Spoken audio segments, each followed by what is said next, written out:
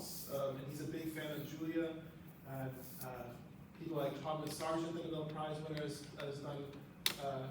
been pushing software Julia too, so that might be an alternative. MATLAB has the nice advantage, if you understand that there's like the computer scientists, the engineers, also here in the programs, they have some engineering does a lot of MATLAB, so there's lots of industry applications of that software. So I'm going to get Julia set up, and I'll take a look tonight and come up with something that we can then do together, either MATLAB Online or Julia, so that we can do some interaction. I mean, I can run the programs and show you all the pretty pictures and simulations, but I think you get a lot more if you can, poke around yourself, right? And poke around together with me when you run into questions and problems, which is exactly what the cohort last year said. So the green light means that it's on, right? Yeah. Okay. I don't know the time, but Well, I remember that we also have like another alternative, that is Octave. I'll tell you another Octave. Yes, Octave. Right, so that's the possibility. But I think if before we do Octave, we may as well use the MATLAB Online, because Octave would be fine for us as well. But there's sometimes some subtle differences, and it's. I would recommend, since they're close enough, that if there's a MATLAB-based alternative, that using MATLAB is then. If I just think about if you're writing an application somewhere, and whether it's MATLAB Online or not, whatever it is, but if you have right, if you can honestly say I have experience with MATLAB, and I've done MATLAB in several different courses, that's a skill that has higher visibility than Octave. Even though at the end they're very similar, if you know Octave, then you should really do MATLAB. And anyone who really understands that, the two should know that. Nonetheless, when you write an application, if you can say MATLAB, that's going to get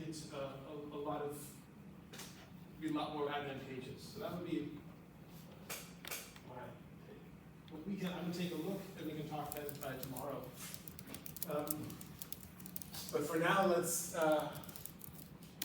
look at ISLM. All right, so we're going to look at the goods market, which is going to give us an equilibrium in the IS equation.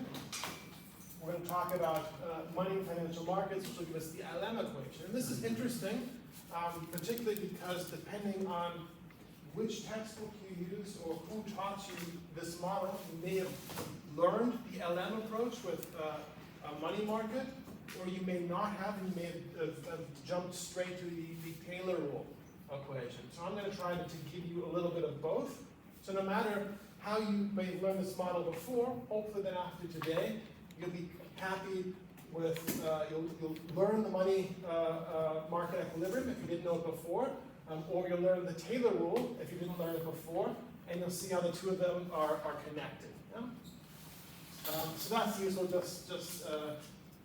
and why is this particularly useful? Again, right, I want my chancellor, my president, my premier to understand this sort of ISLM perspective, and we can interpret monetary policy up until the 1980s through controlling a monetary aggregate, so really the LM side.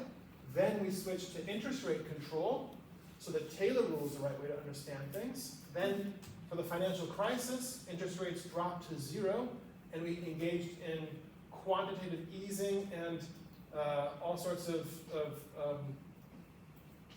non-standard monetary policy, exceptional monetary policy, that we could reinterpret as controlling liquidity, or again, a broader interpretation of the LM equation. And now we've come back after COVID to using interest rate control, so we're back to the Taylor rule. So, we can explain the different consequences of different policy actions under different monetary regimes with just looking at the Taylor rule or the LM perspective of this, right, to policy making. So it's a very useful way to go. Right? Whether we have conventional or unconventional monetary policy. All right, so the goods market. Goods, what's the total amount of goods that we produce in our country? That's our GDP. We're called that Y. It's always useful to measure these things. Notice that much of the policy debate in my country is going to fail in the first couple of slides right now. So it's just mind-boggling. Right? Okay, so GDP, we can break GDP in terms of the uses, the individual components of the usage of GDP. Right? How much of our production is then consumed by households? How much is invested, private investment? How much is used by the government? How much is exported? And how much of this production, these consumption imports and or investment and government expenditures is actually not our goods we produce, but imported goods. So this gives us our domestic use of goods. This is the production, right? And the production is then equal to the uses of goods plus our net exports. Right? So if we export more than we import, then we can add up all of our consumption, investment, and government, and tack on this net exports, right? And that means we consume all of this, the goods X plus we have these exports, and that's going to give us our total production GDP Y. We focus a lot on consumption, private consumption. The reason why is that this is usually a number of around maybe 60% of GDP. In some countries, maybe someone can check for me. In Vietnam, that might be lower. We see countries that are on an expansionary trajectory, sort of closing the on a convergence path, that they might have higher proportions of investment, perhaps, and consumption, right? But for many countries, then GDP is explained about almost 2/3 by consumption. Investments, right? We're going to think about this as capital investments. Right? This is actual purchase of capital. This isn't stocking up our inventories. Also think of this is physical capital. This is economic capital. This isn't financial capital. Okay? Right? And this is important. This word capital has a lot of different usages, right? There's also the term, right? I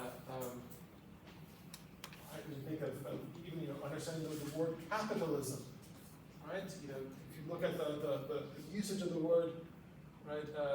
Das Kapital from Karl Marx, is then it's changed a lot. This term might can encompass many different perspectives. So it's important to understand what we're talking about here. When we talk about capital and investment, right, for right now we're talking about the physical capital as an input to production.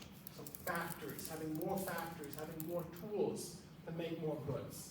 It's not about financial capital. We're not talking about ownership of capital. It's just to produce, right? We need to have a labor input, and workers need to have tools, a capital input to make something. And so part of our production is going to go to investing in capital, to building new factories, right? To acquiring new tools and the like. And we find that this is maybe a number of 15 to 20% of GDP in the United States and Germany. This, again, is probably be cool if someone could check this number for me, maybe for Vietnam. I bet it's higher for Vietnam as a proportion of GDP. Right? It's the third time I've come here, and every time there's just this place is just developing and growing like crazy, which is fantastic for Vietnam. Bad for me because my numbers are going to be embarrassingly wrong, perhaps for this country. Right, government spending is about roughly a similar number, about 18%, somewhere between 15 to 20%, or 10 to 20%. And this is the purchases of goods and service by the public sector. Right, and we want to keep all governments, and not just a national government, but also local governments. Just add that all up in a country, right? And some of this government spending, right? You have to start thinking, when we think about the economic modes, right? Capital investments. Well, some of the government expenditures goes to purchasing public capital. Right? The roads, right? That's a capital investment. Better roads means better transportation, better production, right? That's who owns the roads. Well, I think in Vietnam, that's a public good, but that's owned by the government, I'm assuming. Right? In some places, that you can have private roads, right? So is this going to fall? Is this private investment? Is this public investment? Sometimes it then becomes, right? When we look at the data, difficult to distinguish. Right, here, we're going to think of government spending. Oftentimes, we just want to look at this as consumption. The government consumes its own goods, right, or its own consumption, as it were. Right? I work for the German government, right? So the German government buys my teaching services, right? Is one way you could look at that. So I could sell my teaching services on the free market, right? Right. So other people could privately consume, hire me as a tutor. Hi, Alex, very good. Let me come to your house and teach you macro, right? But I'm paid for by the government, right? My services are purchased by the state government, the state of Hesse in Germany. Okay. Now, this government purchase does not include transfer payments. So if the government taxes or gives subsidies either to businesses or private people who then consume it, that's not included. Look at the final purchase of goods. Imports, right? Purchase of foreign goods by domestic consumers, businesses, or governments. So, what goods do we purchase? Here, maybe we've imported, right, a cell phone here that was assembled, manufactured in Taiwan, right? And exports, right? Maybe we among the things that we export here in Vietnam, right? Transistors, perhaps some of the electronic components, and also that end up being assembled together in Taiwan to make the phone that we have here, right? And that's why if you look at these numbers, wait a second. I'm not the best at math, but 57 plus 18 plus 18 plus 40 plus 47 is a lot bigger than 100%, right? Plus and minus, right? We notice that the exports usually is about 50% of GDP, right? But it's the net exports that count because we're also importing a lot, right? So the difference between these two is maybe a number of about 5%.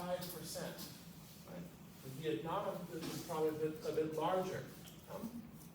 For the United States, right, this is maybe a negative number. Right? China's been giving us a bad deal. We can talk about when and why it makes sense to be a net exporter, net importer, and what that might have to do. We'll look at that tomorrow with Mundell Fleming. Right? But the reason why this is so large over the GDP is globalization, trade. Right? We have different countries making different parts, right? This cell phone might be assembled in the end in Taiwan, but it uses maybe an OLED screen that was produced in South Korea. It has transistors, maybe that were produced here in Vietnam. There's this case here was produced in Indonesia. And just many parts get together. This is nothing new. If you look, there's a great interview with Milton Friedman, who talked about, it isn't a pencil, I know, but he talked about the wonders of a pencil. Right? This simple item pencil ends up having there are 40 different steps of production. You have wood and you have graphite. So even here we have the plastic on the outside, the plastic on the inside. The ink inside, there's a sponge that holds the ink. and the ink on the outside that colors this and the plastics comes from somewhere else. There's at least like 20 different companies, stages of production involved. Right? There's plastic. The plastic is produced in some aggregate. Where does plastic come from? Right? From oil, right? We have, like, this is a product of a globalized economy. There's not one country that can make something really as simple as a marker. This involves exports and imports, and that's what we see here. Right? And we've seen this number, both of these numbers, globally going up until recently. So that's going to be really interesting to think about the globalized economy. Something has changed. We had COVID. It was a big shock, right? We couldn't, we had ships waiting outside, waiting in Shanghai, waiting in the harbor to get in, waiting in front of Long Beach in California, and we still, it's not gone down, but it's not growing anymore. We've stagnated in terms of trade and globalization. And I think maybe now we might see this going down. Some countries are starting to engage in protectionist measures that are likely to reduce this. And I don't know, I think America can do lots of things, but we can't do everything, right? And if we want things like markers, right, we need to engage the rest of the world. So, yeah. So net exports, right? That's the whole thing here. We have to look at the difference, right? So exports are greater than imports, or positive net exports. This is going to be a country like Vietnam. Exports more goods than it imports, even though there's lots of stuff coming in from around the world that's then taken into the manufacturing process here and then exported. There's value added, right, and that more exports leave Vietnam than imports come in. There's some countries, like the United States for quite a while, where it's the other way around. Right? There's more imports than exports. And we'll think about the financing tomorrow, or maybe the day after tomorrow, what the consequence is. There's a capital account that's the mirror image of this. What happens if you're a positive exporter in goods? What does this mean about your capital, financial capital, imports and exports? And we'll think about how this sticks together. And sometimes there's also, if you look at the statistical measures, if you go to the Vietnamese Statistical Agency, you start going line by line, we also have to take into account the inventory investments, right? Something like we might purchase goods that we have in our warehouse that we're not using this year that we're going to use next year. We maintain an inventory. For a long time before COVID, production processes were streamlined to be just-in-time production. We want to have the inputs to our production process arrive at the factory just when we need them, because it's cheaper to do that. Now, a lot of people have switched to more just-in-case production. We want to have some inventory.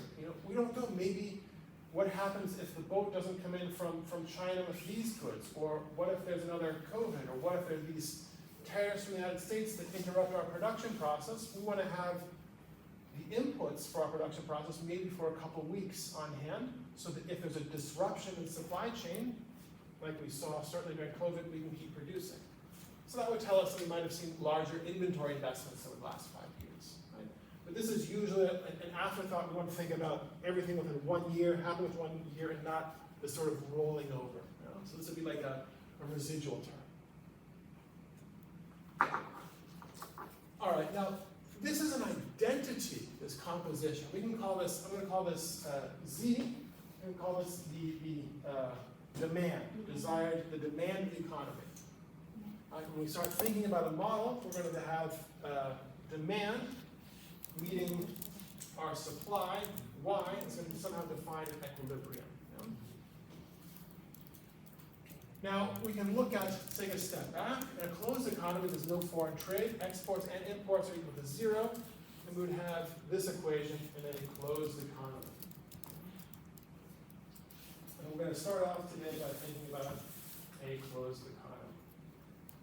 So now we want to think about if these components of GDP, now we want to think of them as components of demand. C, I, and G in the closed economy, where are they going to come from? What might determine them? And we're going to start with consumption. It's the largest input in many countries, in most countries, to demand. And we can look at some statistical evidence. But when we think about consumption, we can think intuitively, anecdotally, what might cause me as an individual to consume more? Right? I can give you, there's a good example. If you walk out on the street and you see, a 500,000 dong bill lying on the street, what are you going to do with that? Right? Are you going to fold it into a paper airplane and play with it? No. You'll probably take those 500,000 dong and spend some of it on consumption and save the rest. But that first thing, you're going to consume some of it. So now, this is consumption that you wouldn't have otherwise had. Your income has gone up by 500,000 dong exogenously, and so you consume some of that. Have a nice dinner, or take your friends out for coffee or whatever, right? Your consumption has gone up. The money income available to you has gone up, so your consumption has gone up. Positive relation there. We want to think about disposable income, right, as the income after taxes and after transfers. Right? There's, if you have a very high salary, but you have to pay a lot of taxes, the amount of money that you can control, that you can actually spend at the bottom of your pay slip, right, might be different from the top one. And this is the one that matters. Right? If the government says, here's 500,000 dong, but I'm going to increase your taxes by 500,000 dong, your income went up by 500,000 dong before taxes, but after taxes, nothing's changed. Right? The government gave you the 500,000 dong and took it away from you. So consumption increases when disposable income increases. Right? That's why you got that plus there.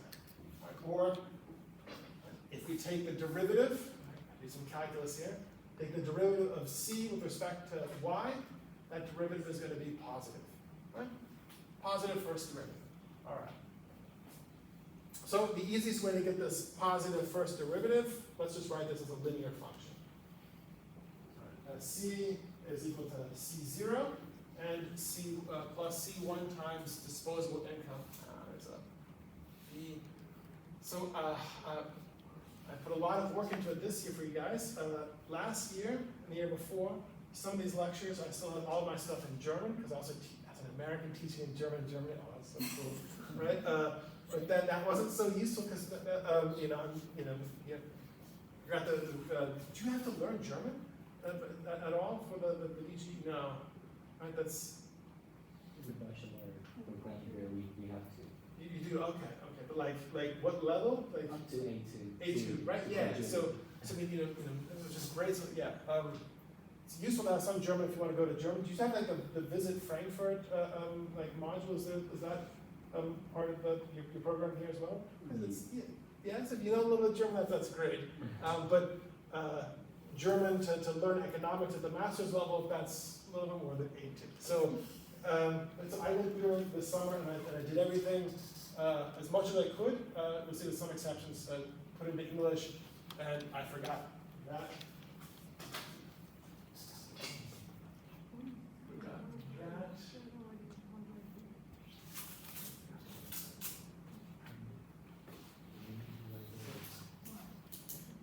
This is me just sort of.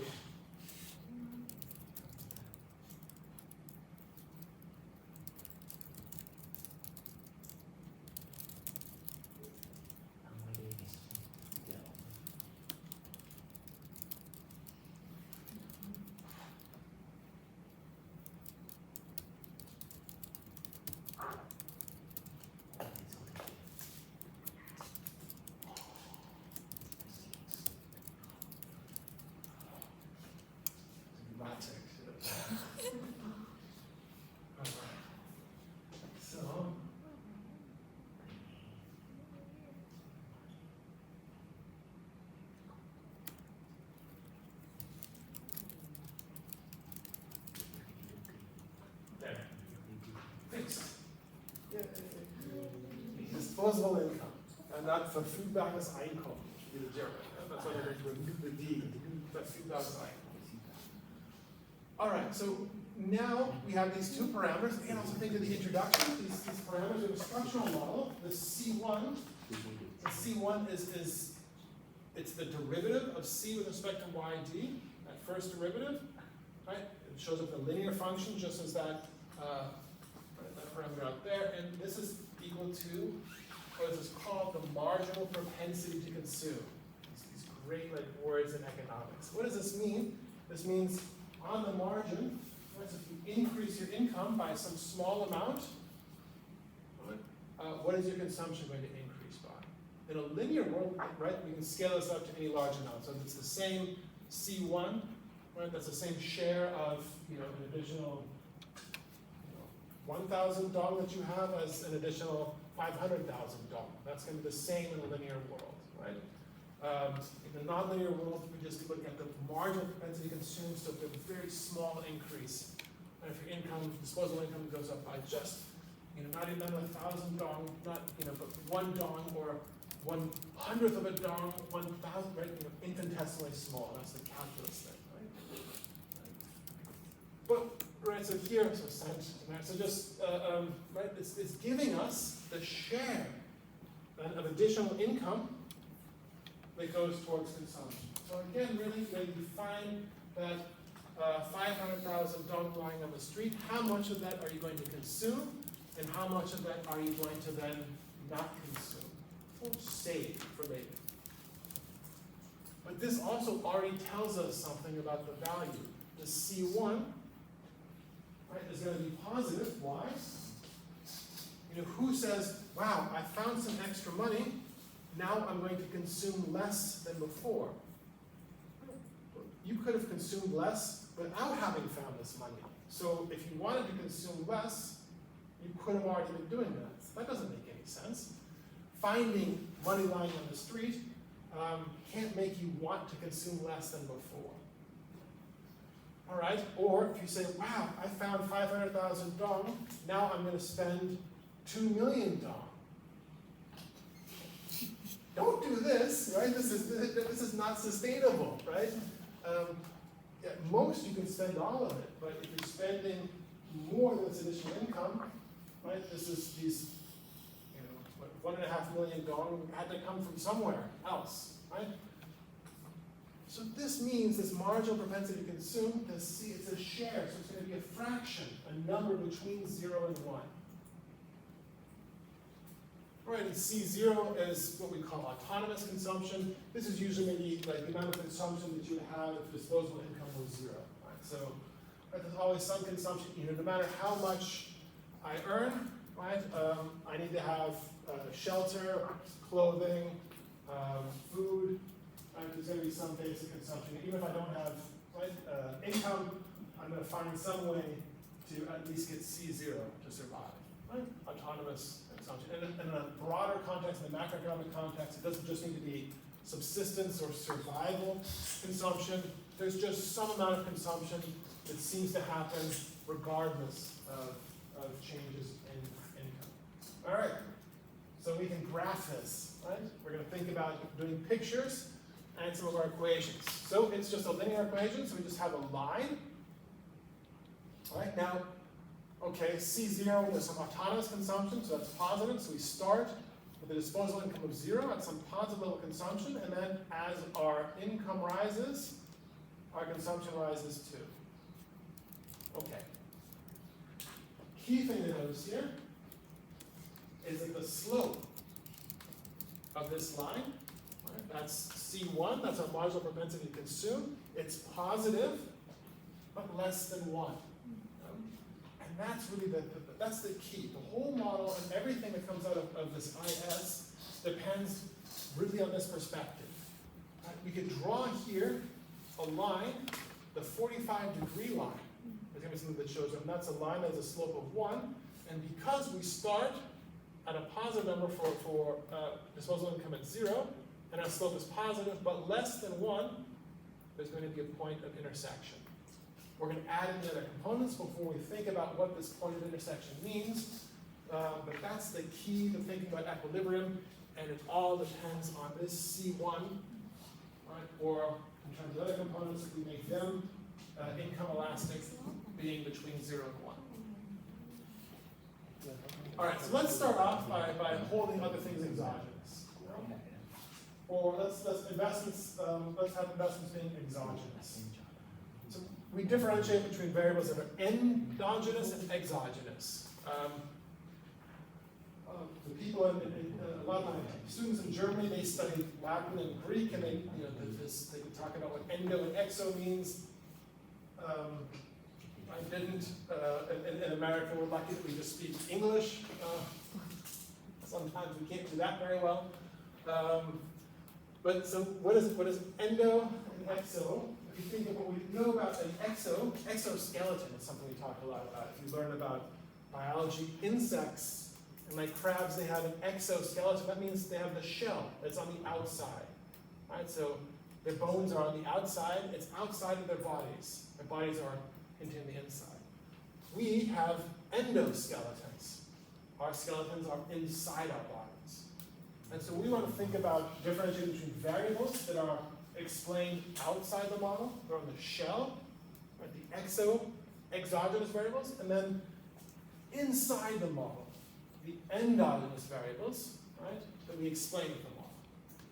So we're going to assume investments, first starting off, we're going to assume they're exogenous. So they're just given, and we'll call them I bar. All right, we're going to have policy, maybe government expenditures, spending G, and taxes minus transfers T, fiscal policy, and we're going to assume they're to be exogenously given. Right, there's some we can model them endogenously, maybe being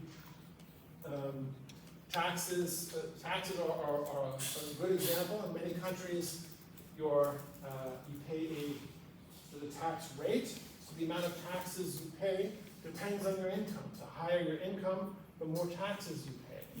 Right, in that case, T would be equal perhaps to the tax rate times income. Right, it would be then taxes would be endogenous to the economy. Right? We would take the tax rate to be exogenous. And now we're just going to think of GNT being exogenously given. All right, so now we can start talking about an equilibrium. We have our components of demand, closed economy, so we have no exports or imports. Government policy, G and T, fiscal policy are given exogenously. We're not going to try to explain Donald Trump's mind inside our model. So like a psychology course to do that, I think.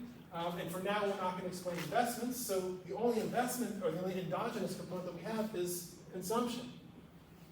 Right? But we have these components of demand, and in an equilibrium, the amount that we demand is going to be equal to the amount that we supply. Right? Y is equal to Z. Right? Well, why do we think there should be an equilibrium? Right? If we have more demand than production, right? People want more than is being produced, this is generally going to drive up the price. Yeah, drive up the price until when? Until people don't want to buy more than is being offered at that given price. If supply, if the production is higher than demand, that's when we might start cutting our price, lowering our prices, right, to induce people to purchase. So we might think there's some price system in the background, right, that's equating supply and demand. Right? We might have another way of looking at this in terms of income. Right? If our income in the economy as a whole, remember we have a closed economy. So we've the whole world is just, you can think of the entire world economy. Right? That's a closed economy. The global economy is a closed economy for now, right? We're not trading with Mars yet, or right, or any Star Trek or Star Wars stuff going on, right? It's all contained on this planet here. So if we sum up everything that we want to buy, everything that we have bought, this is money or resources that we have traded to other people for goods. Right? Well, what are the people? Well, ourselves. We're thinking of the entire world as one economy. So all of our expenditures, all of our demand, all of our spending is also all of our income. Right? On a global scale, in a closed economy, someone's purchase is someone else's income. Right? Now, there might be different distribution. Maybe we're buying a lot from one person, Elon Musk or Tim Cook or something like that. But in our global economy, right, that's just another person. Right? All of our demand goes to some other person. Right? All of our income is generated by demand from other people. So what would it mean if we said that our income on a global level was higher than our expenditure? Where is this extra income coming from?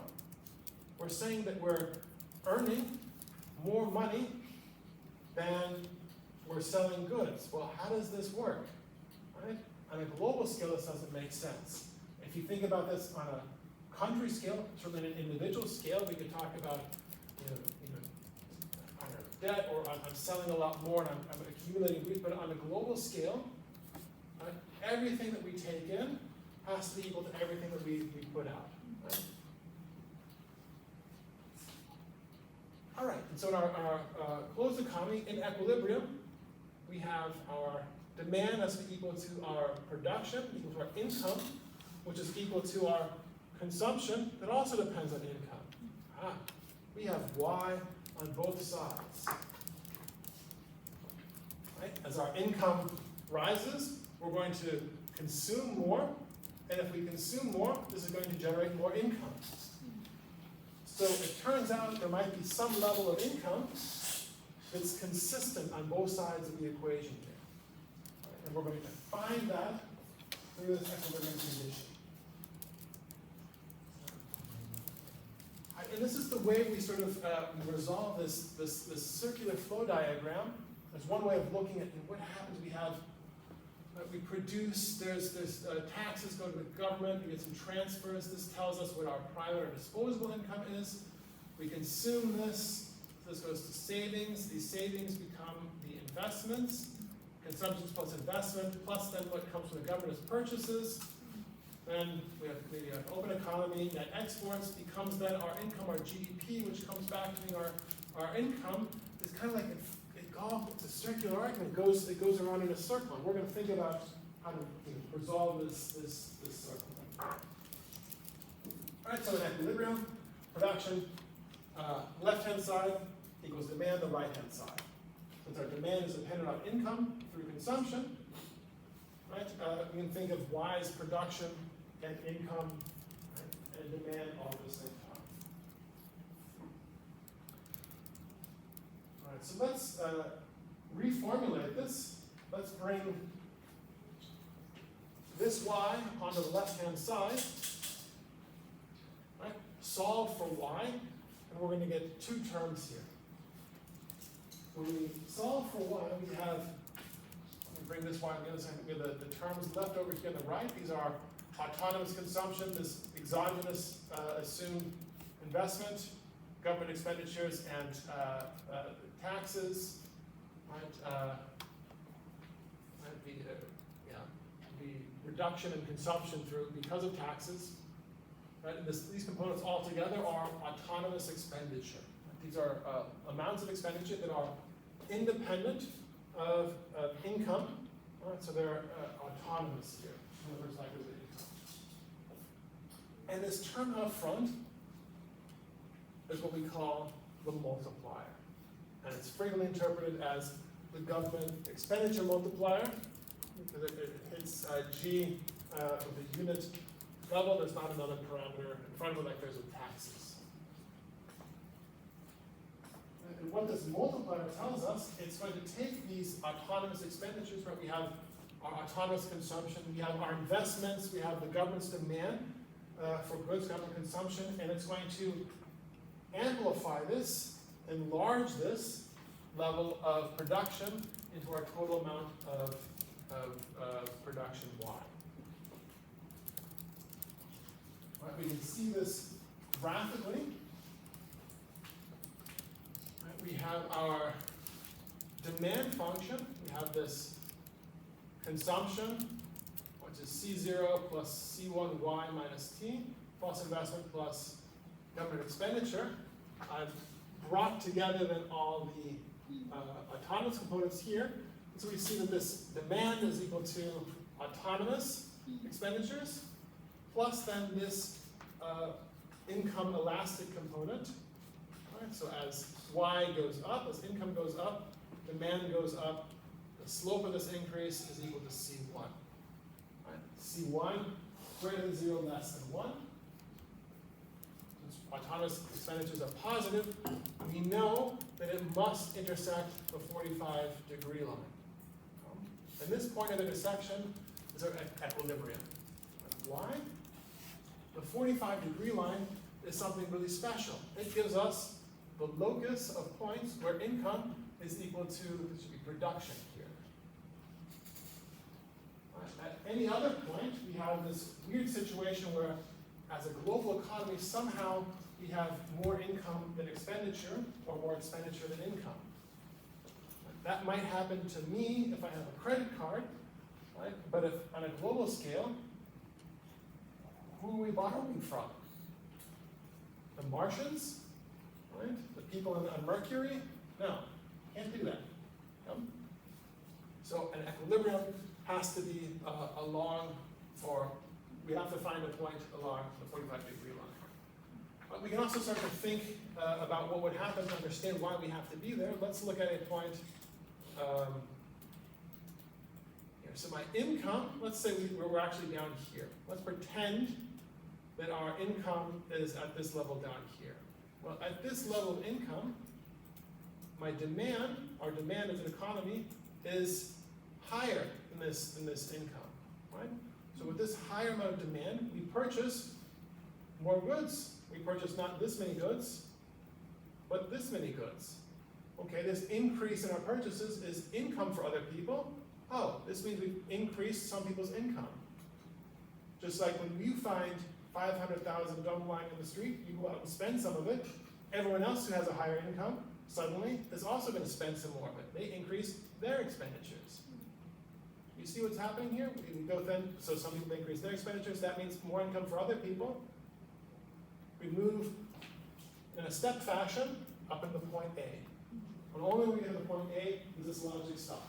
When we start from the other side, what if we start with really high income? Well, this really high income, we don't demand that many goods. We demand only this many goods.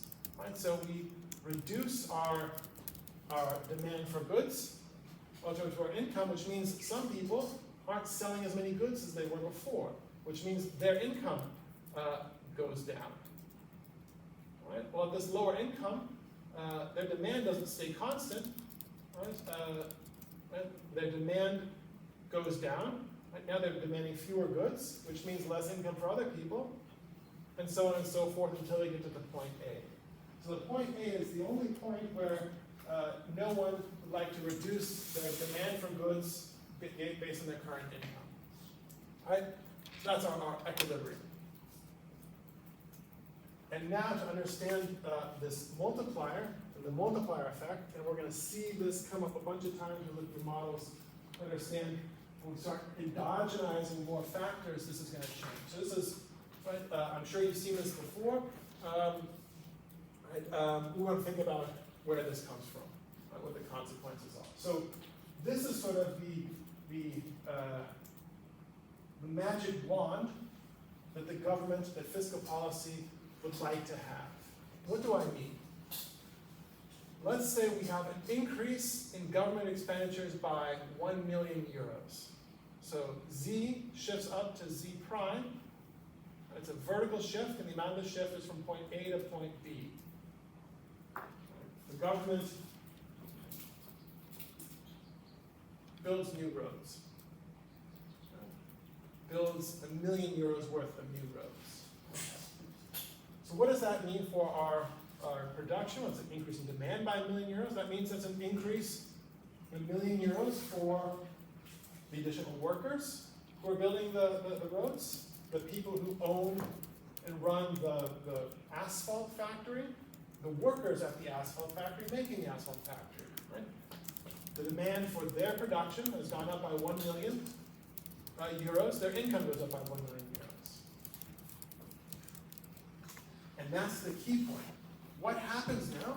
What do the street construction workers that build the streets, the owners of the asphalt factory, do? They've seen their income go up by 1 million euros. Well, what would you do if you found 500,000 dung lying in the ground? You would consume some of it. Aha! Our construction workers increase their consumption. They go out and buy a nice dinner for their family. Or they buy that new scooter that they've been thinking about. Right? Or they take their friends out for coffee. The owner of the asphalt factory has a higher income. Right? Maybe they buy something for their family, for themselves. And so they, with their increase in their income, they increase their demand. They purchase more goods. But what does this mean for the owners of cafes?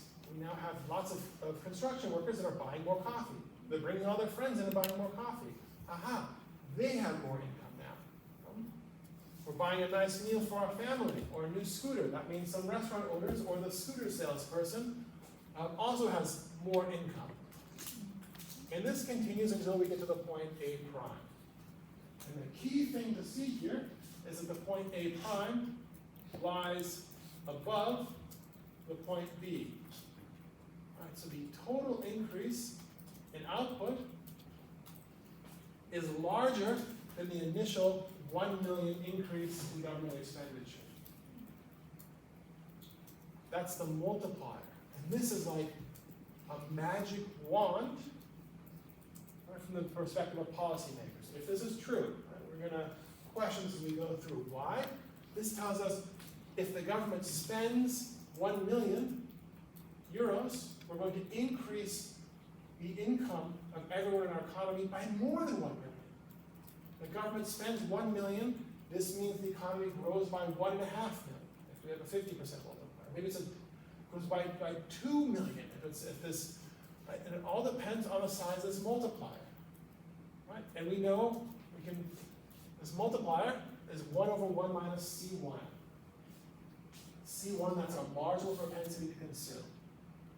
So, right now we can think about this. We can ask introspectively on an individual level. Right? What would you do if you found 50 or 500,000 dong bill lying in the ground? How much of that would you spend? If your answer is I would spend most of it, almost all of it, right? Then C1, let's say, is equal to 0.9. Okay? 1 minus 0.9 is 0.1.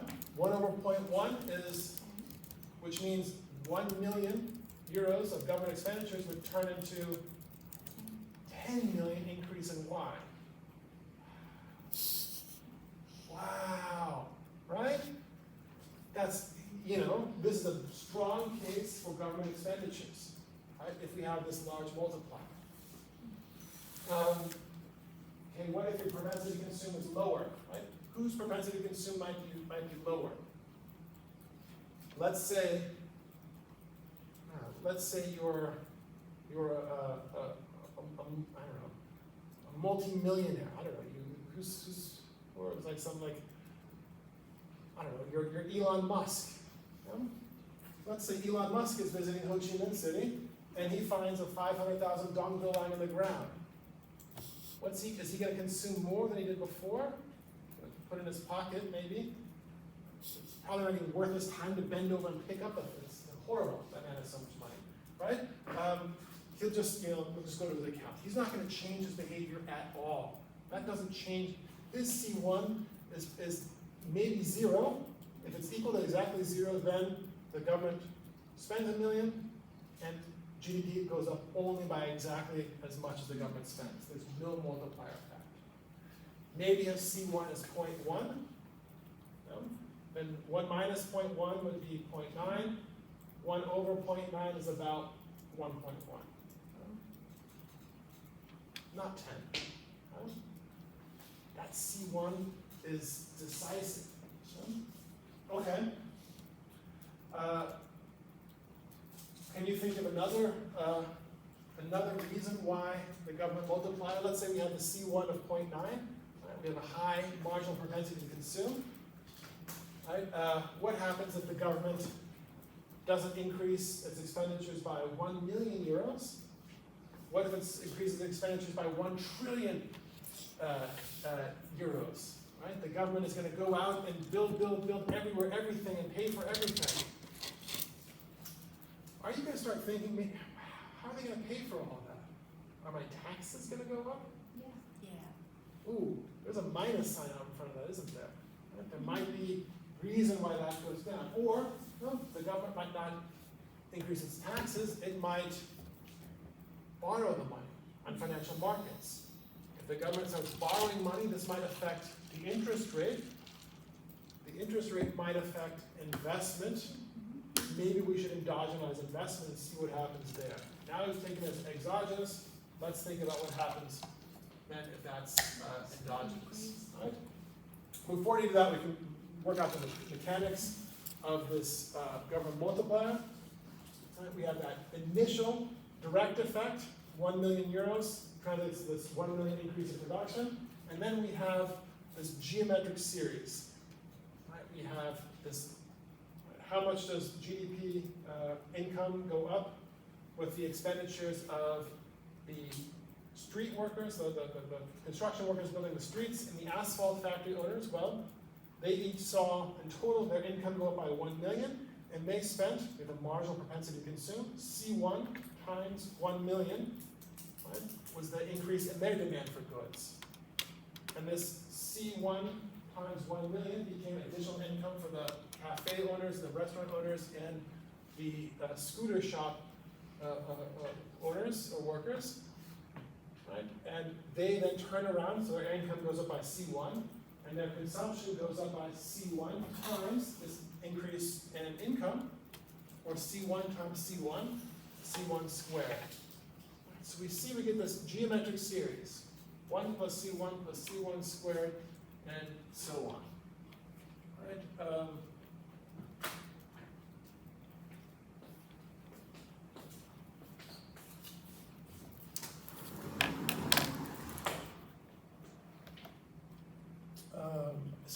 I'm going to, so we have here 1 plus C1 plus C1 squared plus, here, this is C1, let's do like that, C1. Okay. Oh, this is, so I've been in Germany a long time, and numbers is always a thing. In America, we write this as a 1. The Germans like to have this tail, like think of it like, this. We'll leave out some part. I mean, it's not going to take long, and I don't know. Right? We'll be writing numbers like that soon anyway, right? But for now, that's my 1. Right? Okay. So let's maybe this dot dot dot is kind of we can write this out maybe a little more compactly as a sum. J equals 0 to n. That's sort of more compacted, but maybe we can do a little bit more. How can we resolve a geometric series? Now, I'm sure you know this. I always forget, so I find it useful just to remember to know how to derive it. So let's define this series. Right? What we're looking for, x. Right? X is the unknown. So x equals 1 plus c1 plus c1 squared plus dot dot dot c1n. Now I'm going to subtract 1 from both sides.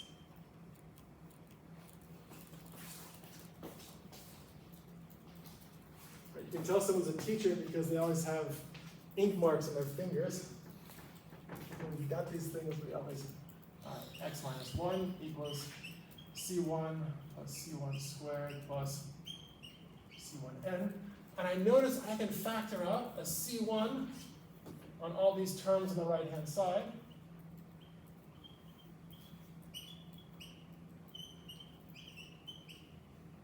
C1, and I factored here, so it's n minus 1. And now, this is what makes us university people. Aha, I recognize something. This is almost the same as this. Right? This is x, except for that last term. Yes. Alright, so now x minus 1 equals c1 times x minus c1 power n. And I solve for x.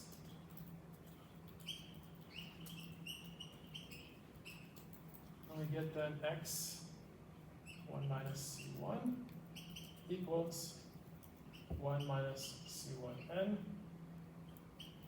or x equals 1 minus c1n, 1 minus c1. All right. Now what happens if n, we don't stop after n rounds, this goes on forever. So what if n goes to infinity? C1 and to the n go to 0. Yeah, well, let me be careful first. When will it go to 0? Right? So we can write this as x equals 1 over 1 minus c1 minus, now, minus 1 over 1 minus c1 times the limit as n goes to infinity of c1n. Right, and if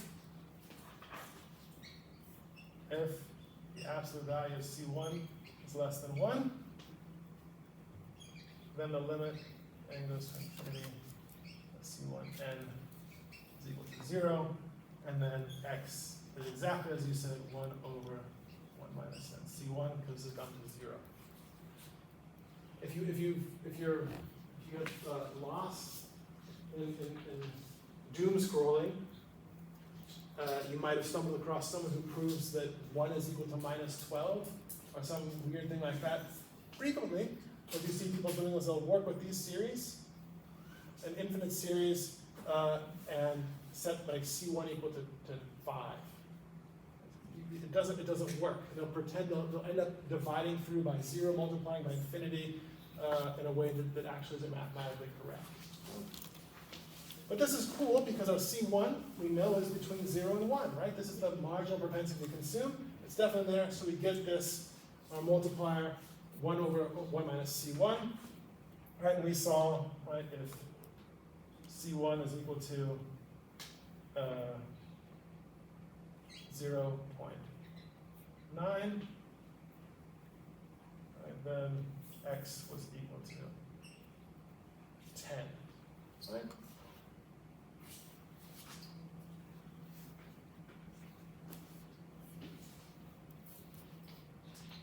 So that's important to loosen up for a second, think about it. So it reminds me, it's my favorite mathematics joke. So there was a mathematics conference at the university in Frankfurt. So just, tons of mathematicians, an infinite number of mathematicians were there. And at the end of the day, right, the mathematicians, they're in Germany. What did they want to do in Germany? They wanted to have a beer, right? So the mathematicians, there's a bar next to campus, and right? They start walking, they line up and go to the bar. And the first mathematician comes in and says, I would like 1 beer. And the bartender starts pouring his beer and sees the second mathematician come in. The second mathematician says, I would like half a beer. And the third mathematician shouts, I'd like 1/4 of a beer. The bartender looks out and sees this line of mathematicians. Right? He finishes pouring a second beer, puts 2 beers on the counter and says, here, you figure it out. See why it's funny? Half a beer, 1/4 of a beer. The mathematicians in this geometric series were each had a C1 is equal to 0.5. Right? 1 beer, half a beer, 1/4 of a beer, out to infinity. And 1 over 1 minus 1/2 is equal to 2. The bartender just poured 2 beers.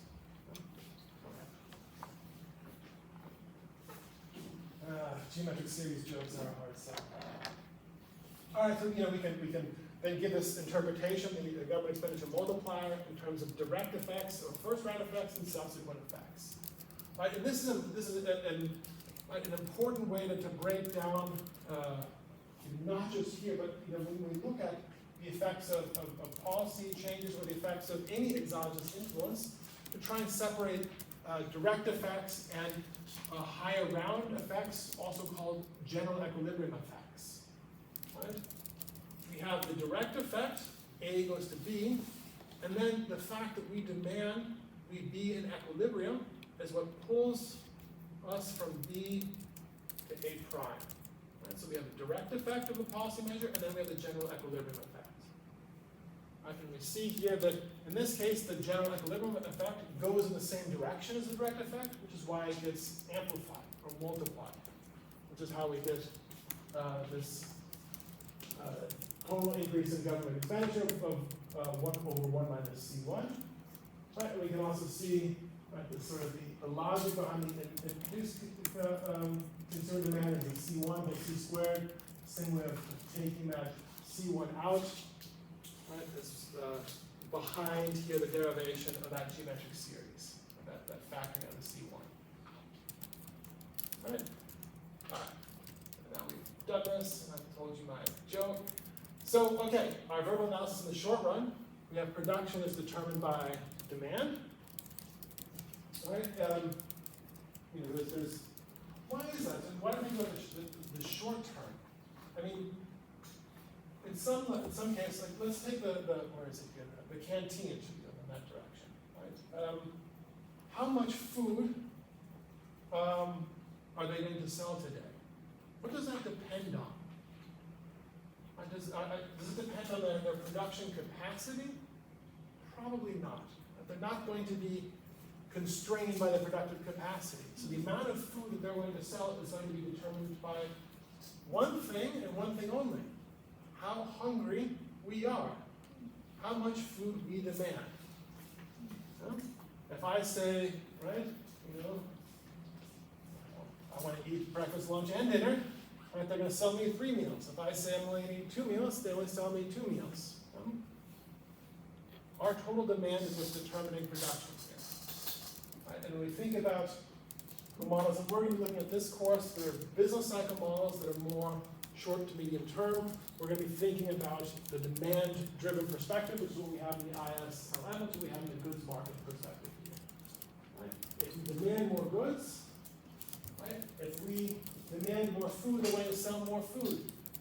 Right? This means higher income for the owners of the canteen, or the higher income for the suppliers of the canteen. I'm not sure if this means higher income for the workers of the canteen. That depends, on how they're paid. Some people get paid, get paid pro rata, per item they sell. They might have a salary that says how many hours they work, right? There's different, but someone is going to increase, see an income in their income increase, looks like an increase in demand, and they're definitely going to increase their production. They will make more when they run out if we demand more food. Right, this income increase for whoever sees it, right, is going to cause this increase, cause them to increase their consumption, again increasing demand. That's the whole logic. Right? So this total, this final increase in production, right, is much greater than the original shift in demand, and it's greater by exactly this multiplier effect. All right, so how long does this take? All right, this might not happen instantaneously. It's also the question, speed of adjustment that's not spelled out in this model. We just have this graphical analysis. Right? The models that we're going to be looking at later on in the course, we're going to take dynamics a little bit more seriously. What happens when? How long does this take? This is important when we look at the data, right? If we say, look, I know it's going to be painful for a while, but we'll eventually all be better off. Well, what does eventually mean? Right? If I'm going to suffer for a month and then I'm better off, and we're all better off, okay. I think I could make some cuts in my life for a month. If someone says you're going to be worse off for 100 years, and then, well, 100 years? What? I'm sorry. I'm already 45. I'm not going to be alive in 100 years. I don't want to suffer for the rest of my right? So this eventually is perhaps important. How long this duration of adjustment is. Right? So the speed of this, right? One thing we can be determined on the speed of adjustment of, say, firms, right? These dynamics, exactly how this production adjustment happens, how quickly this happens, is something that we'll spell out in models later on. Okay, there might also be some endogenous components of government policy. Take, for example, I mentioned this before, a tax system where it's endogenous, where taxes, the tax revenue T, is dependent on income. So we have that people pay taxes based on their income. A tax rate T times their income tells us how much taxes people have to pay. Right, so think of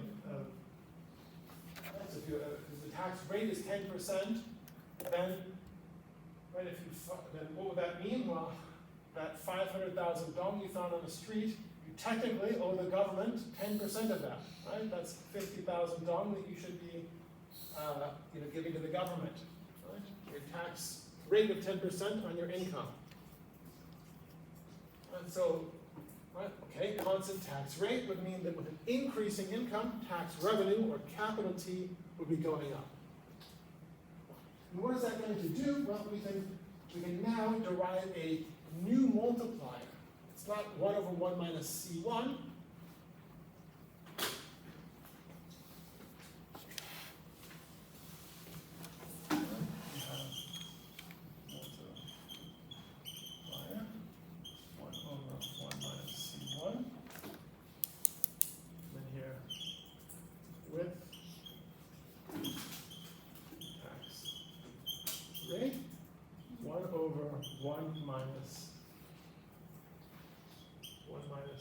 T C1.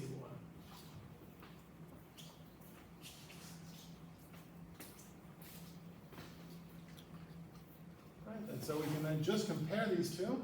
So they're the same if T is equal to 0. If T is greater than 0,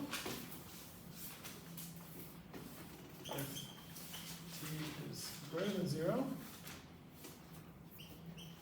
1 minus T is now less than 1. Right, so 1 minus T times C1 is less than C1. So 1 over 1 minus C1 is greater.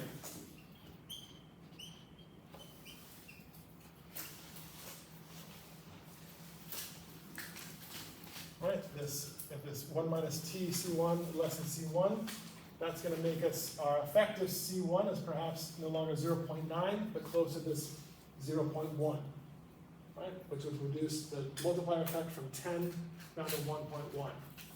Yeah? So this tax rate is going to reduce the multiplier effect. Well, that's kind of clear, right?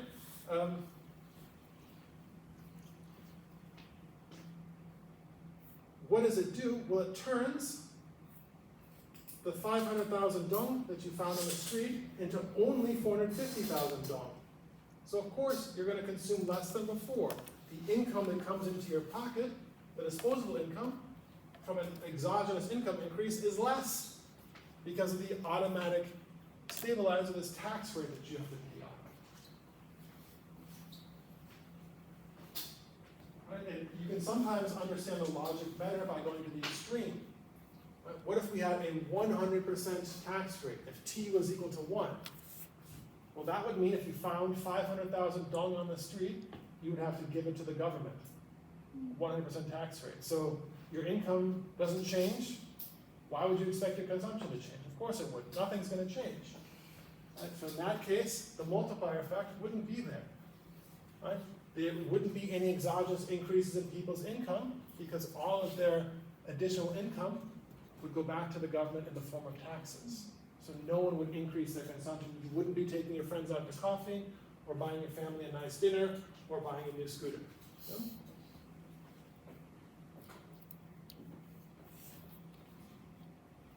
Now, why do we want this? Well, it's also called an automatic stabilizer because it works the other way around. If we have something that would tend to decrease Y, if we have a recession, if your income starts to go down, the government then automatically, it doesn't have to change its policy, but automatically the taxes you pay to the government go down. And so this would tend, it reduces the tax burden placed in the economy by the government when we have, let's say, a recession. So this would tend to reduce here, it's going to reduce the increase in income, reduce the increase in output, right, by reducing the government spending multiplier. But that works the other way around, so it would reduce the fall. So the fall wouldn't be as large during a recession. So it would tend to, right, so it decreases both the peaks and the troughs. It's going to stabilize the economy. We're just looking at, say, this increase up here. So instead of the large multiplier, we end up with a small multiplier. So instead of 10, it's only 1.1. Right? That's unfortunate if we're in a good situation. The boom isn't as big. But if we look at the bad time, well, right, that's going to reduce that reduction as well. So that's just going to reduce fluctuations, is what we think of as an automatic stabilizing situation. Okay. So let's get to the IS equation. For IS, we have to have, what does IS stand for? Investment savings. Right? So we have to bring this I from the exoskeleton, from the shell, inside the body of our model, make it endogenous. So the simple model, just from what we just did here, that should be.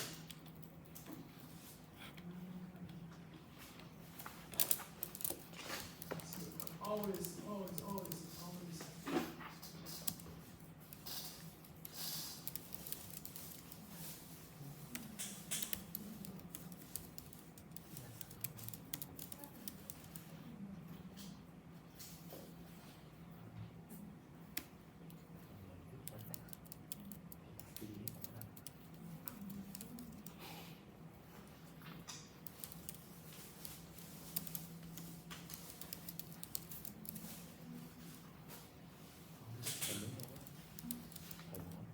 And the interest rate had no effect.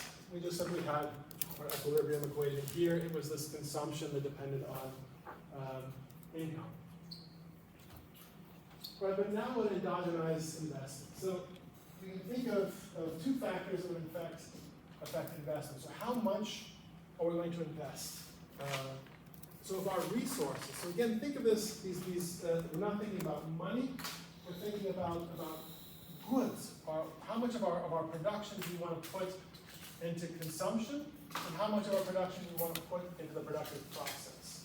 Right? I mean, I can use this, my cell phone. I can use this for consumption, or I can play games or just scroll through TikTok or something, or I can use this productively. Right? I can make something with this. I could produce videos. Or I could use the computing power to solve a model right, and make a projection for the interest rate.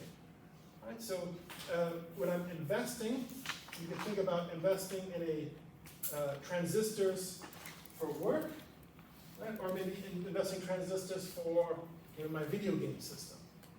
Right? How much of our why, how many of our transistors do we want to go back into the productive process somehow?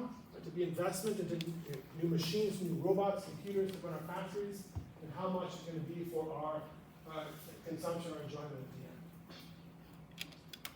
end. Right? And that's also an important thing to take a step back. This is always really useful to think about. What do we mean by consumption? It's important for me to say this, especially in Europe and probably here as well. There's a perception that a lot of times, specifically when an American, when I talk about consumption, I'm talking about consumerism. Right? So consumption means more goods, more me for my, right? I need to buy better house, better car, better scooter, better clothes, right? That's what consumption is all about, consumerism, right? And that is part of consumption, right? And that's a useful way of thinking about it. But when we start looking at this from the economics, what we mean with consumption is then any use of our goods other than going back into the productive process, right? So consumption would be,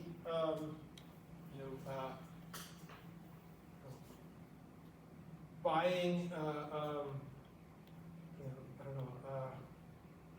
buying tents to build shelters for people in Hanoi after the hurricane, right? That would be perhaps consumption. That's not productive. That's not going into the production process. These resources, these goods, were used for something other than production. Now, this sort of consumption isn't consumerism, but it also tells us why we want to think about consumption as a good thing, not just for this greedy American consumerist idea, but this means these are the goods that we can do whatever we want with as a society. Goods that go into investment are goods that we can't use for our own purposes. They're tied into the productive process. Right? We don't just want to produce for the sake of producing. Right? Vietnam wants to become a larger, productive, better off country, not because producing is fun, right? But because out of this production and out of this increased growth, you want to have something left over to do with whatever the Vietnamese people think is the right way to do, right? We want to have the resources to have,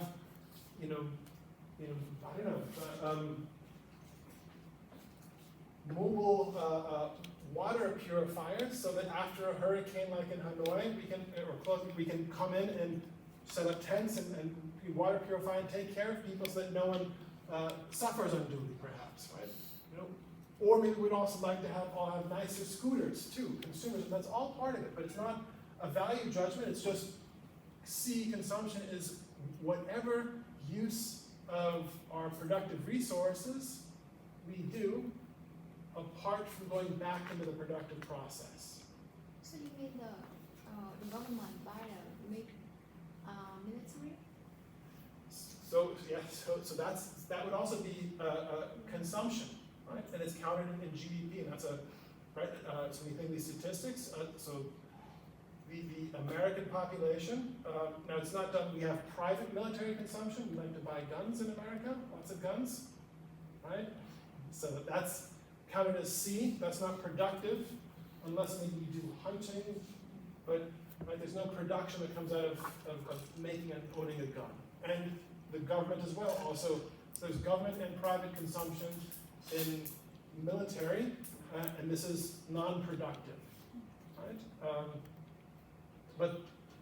And this is also then, when you think about the statistics, GDP, when you measure GDP, the purchases, the production of these consumption goods, these military goods, is counted in the production process. If we just look at GDP, right, the government builds more roads, that would increase GDP, we have this multiplier effect.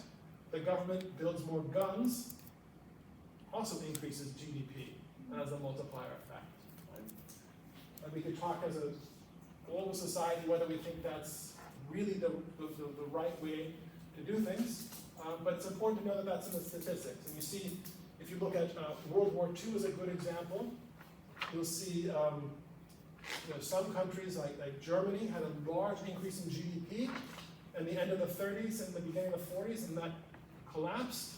And in the United States of America, GDP went up throughout the war. The Second World War was fantastic in terms of the American economy. There was just lots and lots of production. It was 90% production of war goods, but production went up, and there was no.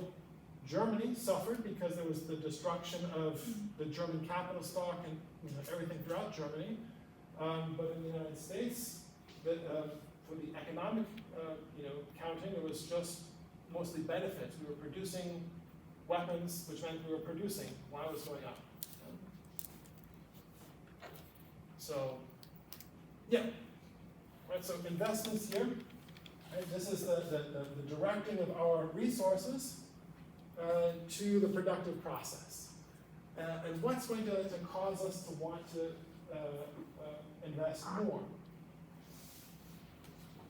And we're going to think of two things. One, so we take a step back from the macro level and think about the micro level. Right? If we are a factory owner, when would we want to enlarge our factory? Well, if the sales, and if we're selling a lot, if our business, there's a lot of demand for our product, if our sales goes up, we might think about increasing our factory, buying a second factory, or getting new machines, right? So as the sales level goes up, right, we would expect investments also to go up. So we would expect there to be a positive relationship between the sales level and investment. If we take this on an aggregate level, we think of a positive relationship between Y and capital I. The second relation, or cause we want to think about, is the interest rate. So the higher the interest rate, the more expensive it is to finance, perhaps, the building of a new factory, right, or purchasing new machines. If things are more expensive, right, you tend to demand less of it. Right? So the interest rate really here is the price of investments. So we have this negative relationship. That's the price of investments, the interest rate goes up, and the level of investments go down. The other way to think of this, we'll think about this a little bit later, a couple days. The interest rate we're really thinking about here is the real interest rate. We're talking about everything in terms of goods, right? So how much of our production do we want to go to consumption, and how much of our production do we want to go to investment? We're not talking about money. It's easy for us to think as people individually in terms of money, which is why I gave the example of a $500,000 bill lying in the ground.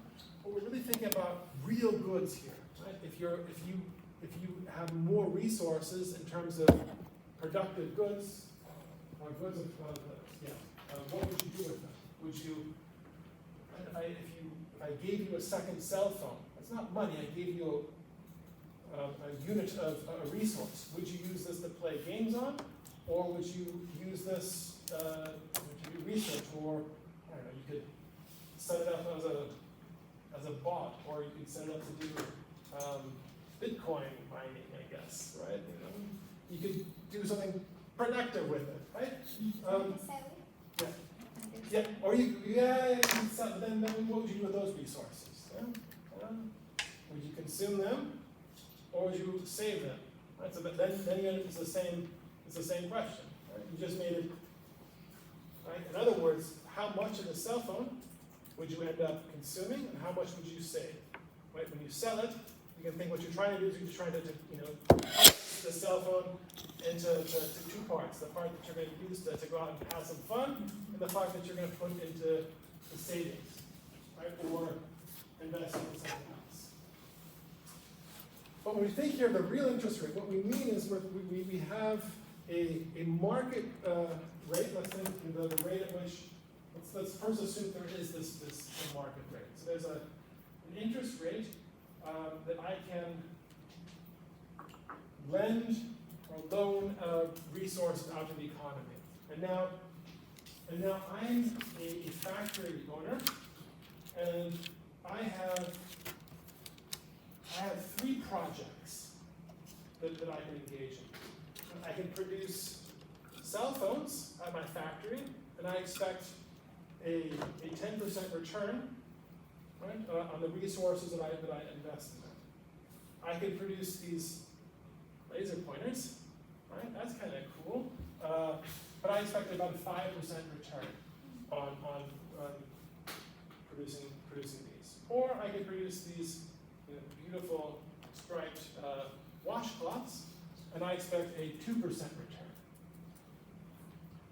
Now, if the market rate right now is 3%, that means with the resources I have, I can produce these 2 items, right, and get a higher return than the market would give me for the resources that I used to produce these.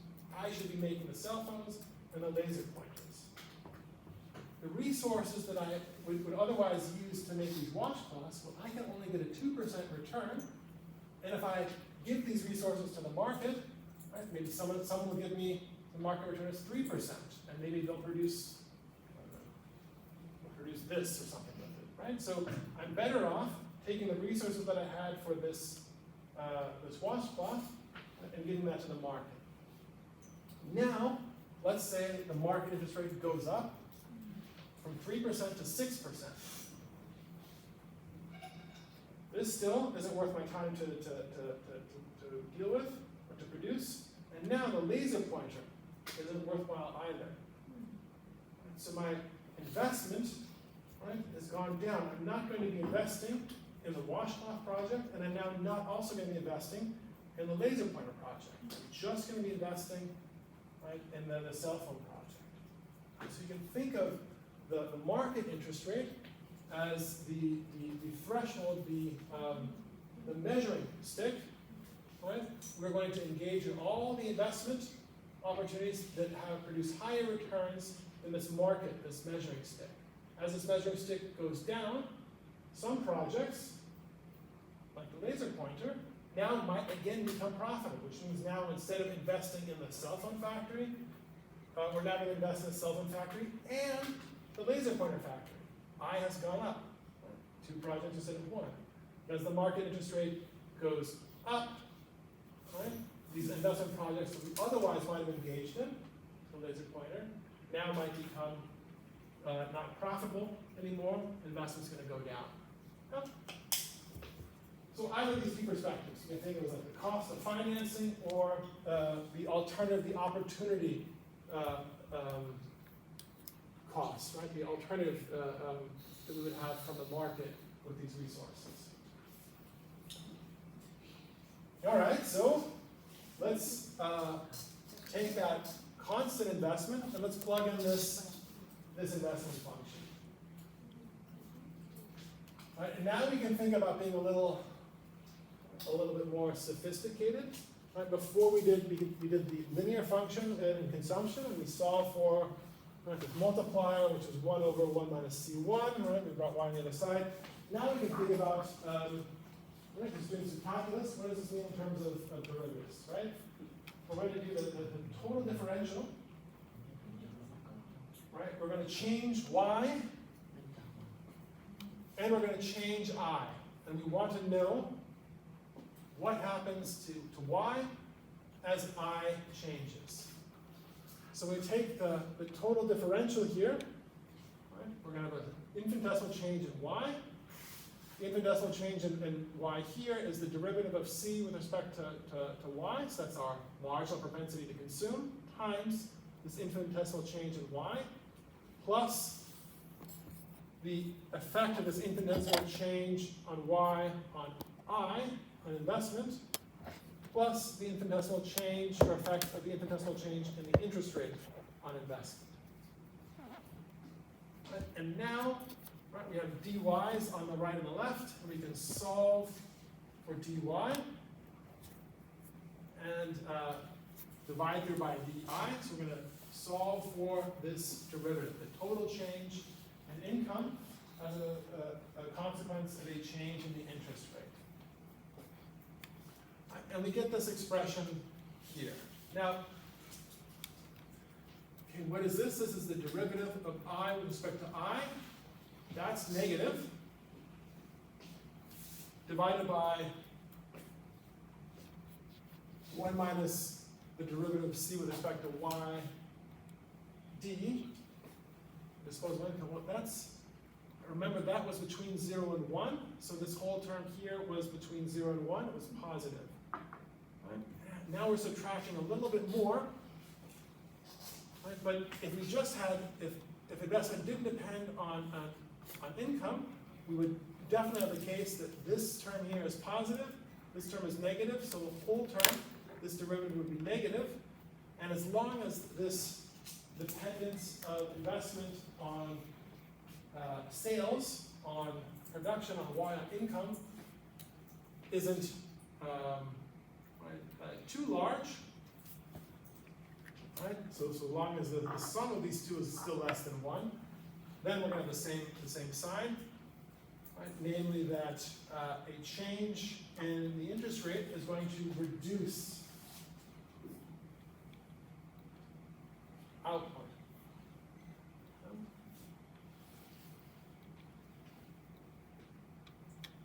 So now maybe it's not linear anymore. Maybe we have like some nonlinear function, but it's around close to the equilibrium. We take these derivatives and look at infinitesimal changes here. The slope here, there's point A is less than 1. So it's less than the slope of this 45-degree line. That's why we have this, this point of equilibrium here. And now, the experiment we've now done is we've changed the nominal interest rate. All right, so another thing to keep on, this is always like a good trick.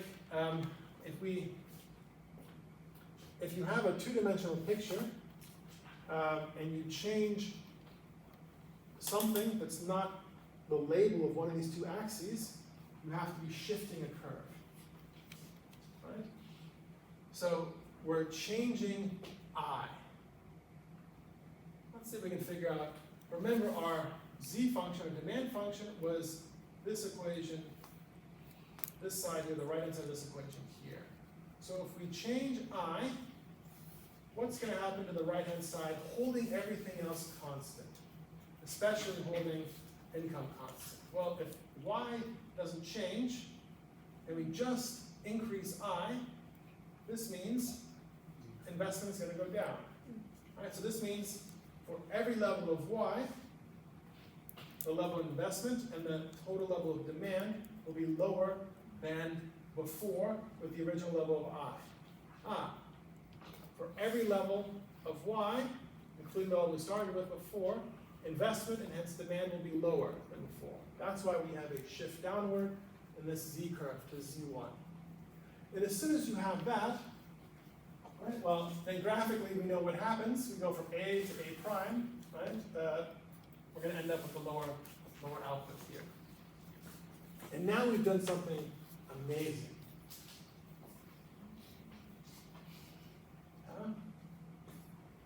We can now map this resulting shift downward in output from the upward shift in income into a new picture, where we have on the x-axis Y and the y-axis I, and now we see, as we increase the interest rate from I to I prime, we have that output change from A to A prime.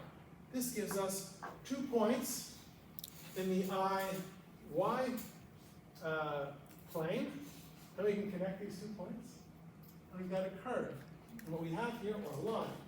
And if we do this for a bunch of other points, we get this whole curve. This is a downward sloping curve or line that has a name, and that's the IS curve. Right? The IS curve is just mapping out the equilibrium on the goods market for different levels of the interest rate. And what we see as the interest rate goes up, right, we move along the IS curve, and output goes down. Interest rate going up means it's more expensive to finance investment, so we have less investment, or the yardstick, the measuring stick against which we measure all possible investments has gone up. Right? So fewer investments make the cut. Investment goes down in both these cases. Investment is a component of demand, which determines output in the short run, hence output goes down. Right? Giving us this negative relationship, the downward sloping IS curve. All right, so that's how we get our IS curve. All right, we can think quickly about what happens, why we have to be on the IS curve. And if we had a point, we're at point B, right, so let's say we have some the interest rate I0. If our income were not Y0 but lower than that YB, this would mean we are on the demand curve. It's a function of I0, and we'd have this case where our demand exceeded our supply or production. And it's the same story we thought of before. In this case here, with this income, we wouldn't demand the same amount of goods as our income, we'd actually demand more. Right? Our demand wouldn't be this level YB, but it would be YB plus this difference. So we would increase our demand for goods. This means an increase in income, and we would have adjustment to equilibrium as before. Right? So the same reason why we always end up at this point A in the goods market is telling us why we have to be along the IS curve. Right? The IS curve is giving us the collection, the technical term is the locus of equilibria for different interest rates in the goods market. So every point along the IS curve is an equilibrium in the goods market for a different interest rate. Any point off the IS curve is going to be associated with a point out of equilibrium in the goods market. And we went through why that's not going to work, because we have excess demand or excess supply. Okay. Now let's think about this government expenditure multiplier. This is going to give us in IY space, if G goes up, is G on the x-axis? No. Is G on the y-axis? No. So G has to be causing something to shift. The only thing we have is the IS curve, so the IS curve must be shifted. All right? Okay, how do I identify the shift? Well, if we have an increase in G, then for every interest rate, we can hold the interest rate constant, for example, we saw before, oh yeah, remember, the multiplier was positive. That meant that when G went up, Y went up. So an increase in G for a given interest rate must be associated with an increase in Y, which means there must be a shift of the IS curve outward to the right. So this is, I'm just trying to walk you through like my thought, how I derive in my head, how I know what's going where. Okay. By how much does it shift out? Well, it's going to shift out. When we go from A to A prime, this difference had the whole multiplier effect in it, right? So this shift out is the initial effect plus the multiplier effects. Remember, the IS curve, points in the S curve are points of equilibrium in the goods market curve. So they incorporate the multiplier effects. All right, so if we hold the interest rate constant and we increase G from G prime to G prime, we're going to move from A to A prime, where we have this increase in Y incorporates the multiplier effect. All right, we can do a tax increase, which would just move the IS curve in the other direction. Right, if taxes go up, this means our disposable income goes down, which means we consume less. Consumption is a component of demand. So demand goes down, output's going to go down, holding everything, in particular, the interest rate constant. So it's going to give us a shift here to the right, a shift inward in the IS curve. And we can calculate, using the total differential, the exact change of an infinitesimal increase in taxes. All right. Does the interest rate stay constant though? And what happens if we change the interest rate? Yeah. So let's add in money and financial markets. We're going to take the perspective here. That's a good question. Did you do the LM model, the money market equilibrium, when you look at ISLM? Yes? Yeah, you did? You did learn about that, yeah? Okay, good. Because I have a lot of students who just learn they combine the IS curve with the TR curve. With just the Taylor rule, with the interest rate being set directly by the central bank. We'll see that at the end, but it's useful to understand money market equilibrium. So if you've seen this before, that's good. Then it's good for you to know whether I'm showing something brand new or not. So if it's not, then we can move kind of. So the LM curve comes from equilibrium on money and financial markets. So we're going to think about the demand for money, right? Why we need money, right? Money, right, can be used for transactions, but it yields no interest.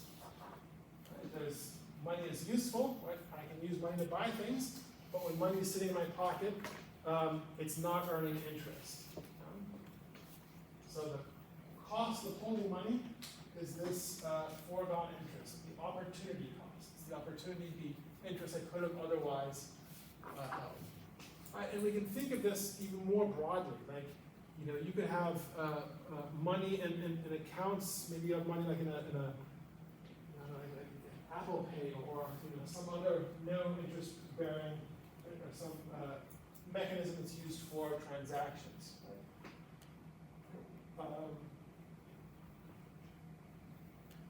Right? And then we're going to compare this with an alternative that earns us a positive, right? Or at very least, in any case, a larger interest rate than our transaction nodes. Right? But we can't use it for transactions. Right? You could think of maybe a long-term government bond, right? A 10-year government bond, right? That's worth something, and that's earning you interest. You can't buy lunch with that, though. Right? I can't say, what are they going to do with that, right? I've noticed that there are different payment methods. You can pay with like an app, sort of down at the canteen, like the QR code. Right? You can pay electronic. How's that done? Is that connected to a bank account that you have, or is it it's an account for like a third party provider? They provide us the QR code of their bank account. And then you do a transfer then from your bank account directly to them. Okay. Right, so it's it would be this yeah. So it's the same as moving money instead of cash, but directly from like your checking account or your bank account to them. Right? So it's the same thing. That's my perspective. All right. Can you pay with Bitcoin? No. Right, so you could go down there to the canteen and say, look, I have Bitcoin or Ethereum or whatever, and they're going to say, great, but you can't buy lunch with it, right? So, right, so we want to think about, right, there's advantages and disadvantages to both. Right, so what's going to determine the share that you hold in money and the share that you hold in interest-bearing security, or stock, or Bitcoin or the like? It's going to depend on the number of transactions, right? I want to make sure I have enough cash or enough money in my bank account with the QR code to pay for lunch, right? I got some transactions. Maybe I need to buy some groceries on the way home, and right, so you can go through the account. You need to be able to cover your transactions, and sometimes we like to have a little bit more. Right? Why? Well, sometimes, I don't know, I'm going to have lunch. I think the price of lunch was it like $30,000 or $35,000? $35,000, right? I might get a coffee afterwards. I might not. I'm not sure, but I'm going to make sure, right, I have a little bit extra in case I want to buy coffee. You can think like this precautionary. right? The things that you might want to buy or planning on. Or, you know, if I buy this government bond, my resources, my money is tied up in this bond, and I can't do something else. I want to have some resources available in case Bitcoin goes down. I want to buy some more Bitcoin, right? Right? You might have planned transactions or potential transactions or precautionary savings for investments. Right? There's a number of other reasons why you might hold more money than just exactly what you're planning to purchase today. Right? But if the interest rate on securities, if the government bonds, if that interest rate goes up, ooh, you know what, I'm not going to wait for Bitcoin. I'd rather just get more of this bond at this higher interest rate. The interest rate goes down, you know what, I'm going to wait and see and maybe invest in Bitcoin. Right? So this interest rate is going to help determine whether you buy more or less of this bond. And the number of transactions. If there's more things that you need or want to buy, right, the amount of cash you're going to hold is going to change, right? Maybe this also depends on income. Right? As your income goes up, you might want to buy more things, right? So, which means you're going to need more cash, right? So there's going to be a relation here. Okay, so think of our income. This is all sorts. So capital returns, labor compensation, transfers, everything. Right? Savings is that part of income, disposable income that we don't consume. Right? And both of these variables are flow variables. And what do we mean by a flow variable? They're expressed in a unit per time. Right? I mean, so how? Why is that important? I mean, imagine I told you that my income is $1 million. Is that a lot or is that a little? $1 million. No, You sure? $1 million per nanosecond? Oh, that's a lot. The unit of time is important here. Yeah? 1 million dong per year, not a lot. 1 million dong per nanosecond, that's a lot. Right? The unit of time is extremely important here. Yeah? Right? That's a flow variable. Per month, per quarter, per year, per day, per second, per hour. The financial wealth that we have is the value of all assets that we have minus liabilities. And this is not a time-dependent variable. If I say,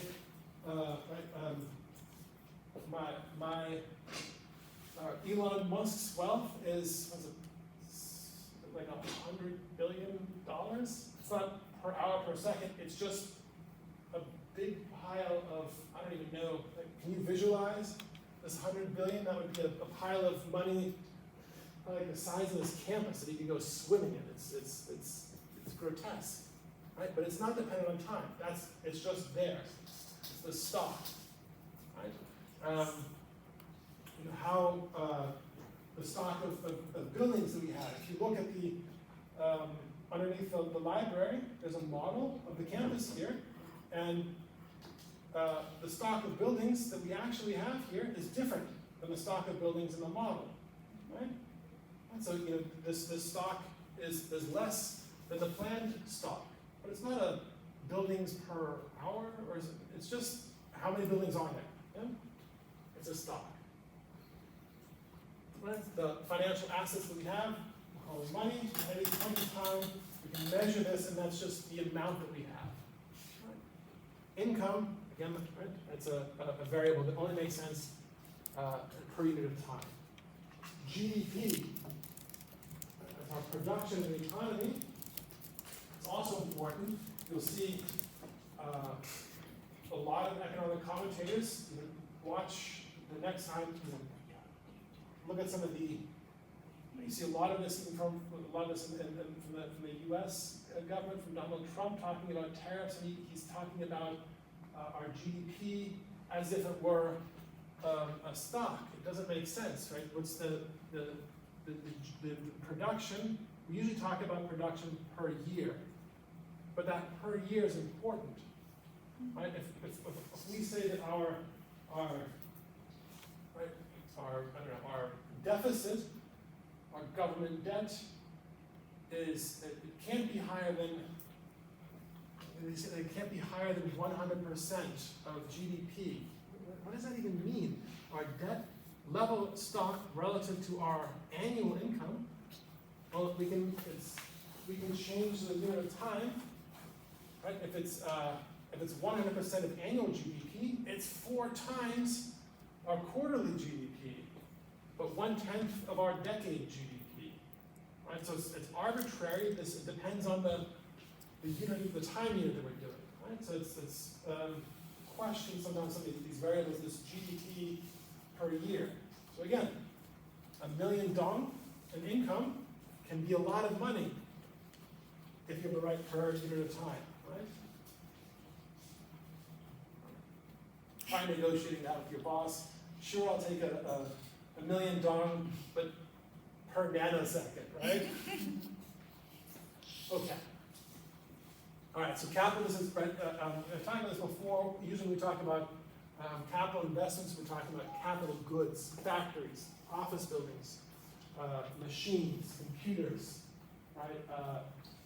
Physical capital, right? Financial investment and financial capital are then money, purchases of stocks, purchasing bonds is an investment, purchasing Bitcoin is a financial investment, purchasing bonds is a financial investment, and then you have your ownership or the existence of bonds, stocks. Bitcoin is financial capital. Right? But when we don't have this prefix before it, we usually mean in terms of economic capital or economic investment, right, into the means of production. Right? So it's really das Kapital, right? The sense that Karl Marx. Professor? Yeah. For example, like if the company doesn't have enough money to buy office building, but they actually rent it, so would it be counted as investment? Would it be counted as capital of that company? So think about that. So if I'm a company and I build a new office building, right, then I've increased the stock of economic capital in the country. We now have a new office building. If I rent an existing office building, right, the stock of office buildings in the country hasn't changed. Now for me as a business, in both cases, I have more office space. Right? But for the economy as a whole, we don't have, in one case we have more capital when we invest, right, in a new office building, in the other case we don't. Now the argument, why they might be equivalent, is that if I decide to rent an office building, the owner of this office building, now, I filled up that office building, I'm going to use the rent. The office building before was empty, was unoccupied. Now I have rental income from this office building. I'm going to use that rental income to build a new office building. Right, so then it would be the owner of the office building who invests in building a new office building, as opposed to the company. So in many cases where you could think of that the end result for the economy might be the same. In one case, the company directly builds the new office building. In the other case, it rents an existing office building that gives income to an office building's owner to build another office building.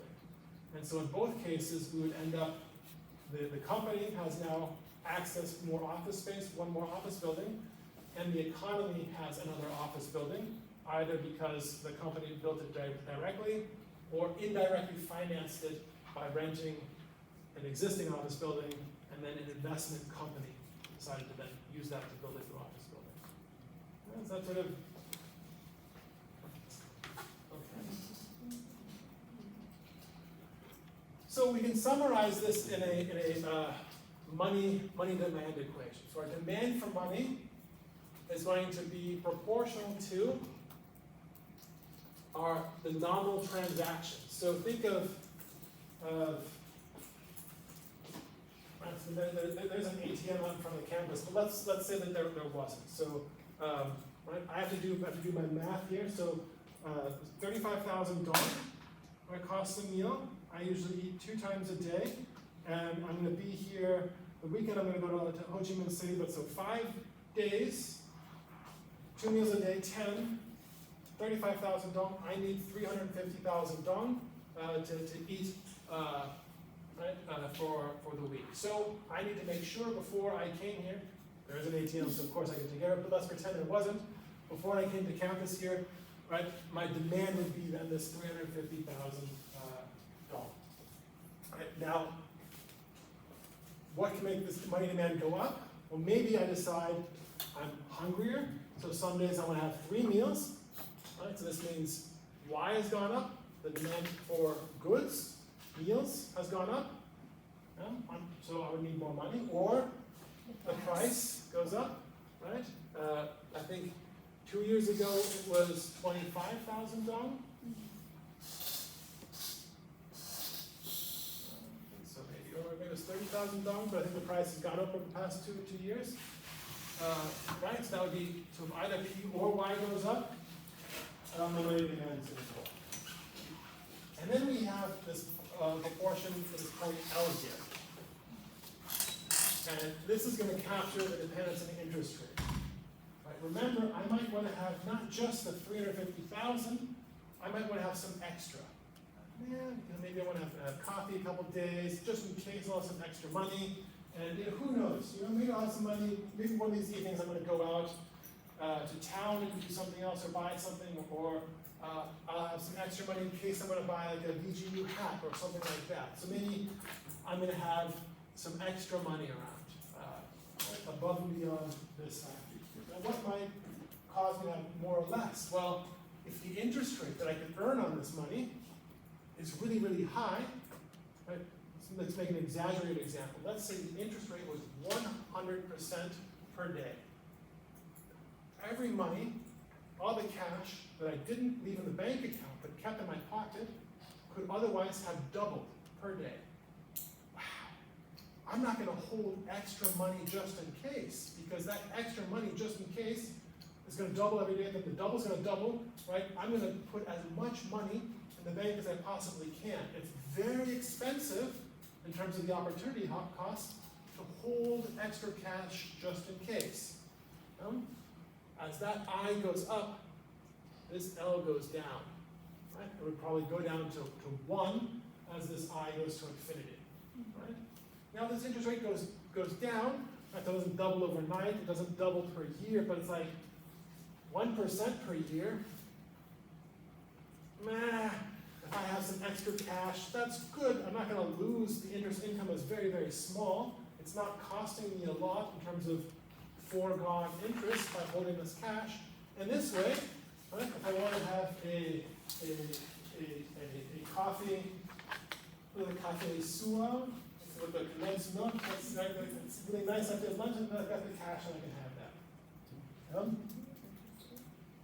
this L is going to capture that dependence on the interest rate, and we will look at this graphically and finish up the model, look at the Taylor rule and monetary policy in 1 hour after lunch, yeah?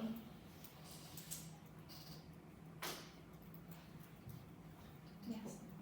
Right, 12 to 1, the clock right there.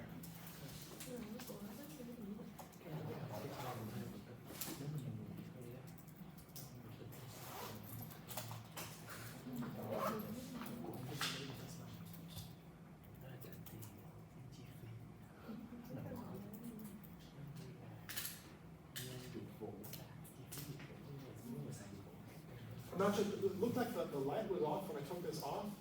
Was the battery maybe run out? The battery went out. Okay. But then, yeah. The light was off when I just took it off. Maybe I just pushed the button on accident, but, oh, okay. I hope.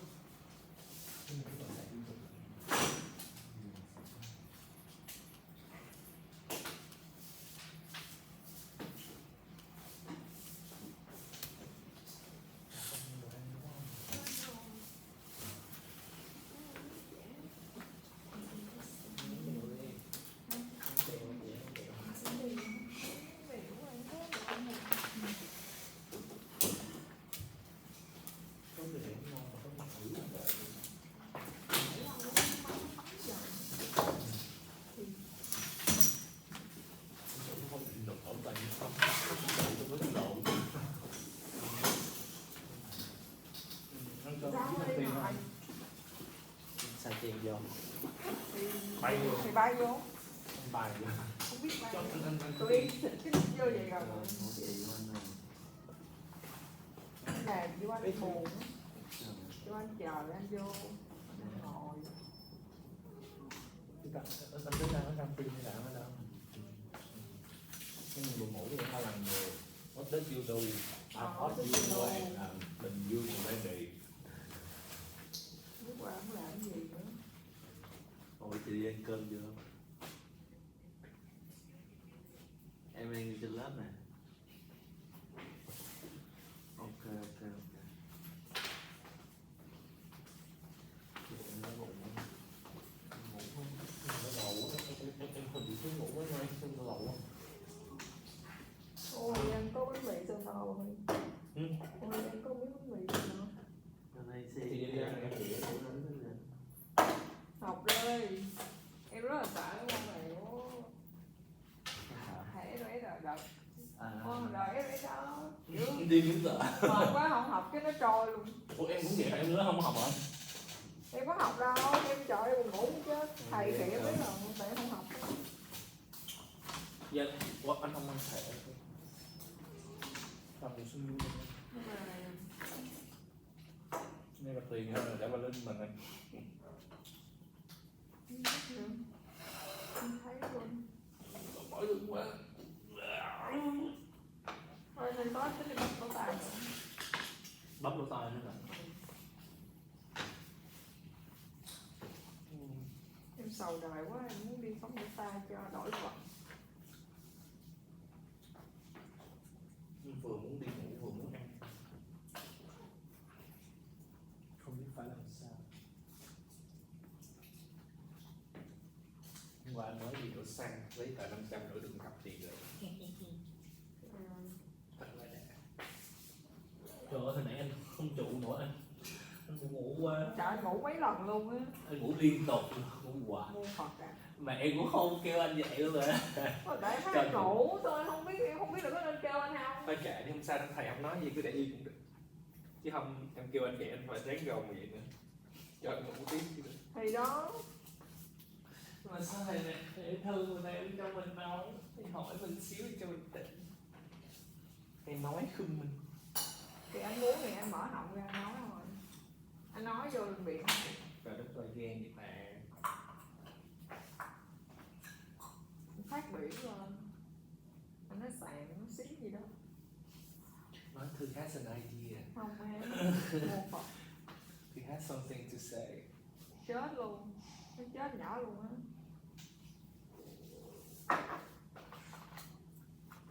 Cho mình chết, cho mình chịu.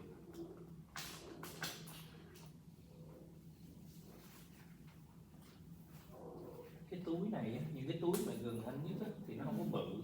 Mà cái túi hơi xa tay anh chút xíu nó bự quá trời, nó nghĩ chi vậy? Cái túi dưới đây nó siêu bự luôn.